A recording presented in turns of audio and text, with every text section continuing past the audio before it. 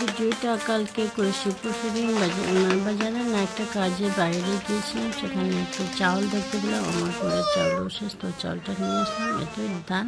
তার জন্য একটু বাইরে বের করে চাউলগুলোকে একটু জারা দিলাম আর বেছে নিলাম। পাথর থাকে আর ধান থাকে, তার জন্য দেখো আমার শিবজি এখানে এসেছে, যে না জানলে না খাওয়া যেত না, তার জন্য আমি বাইরে বের করে এভাবে যাবো দুপুরে রান্না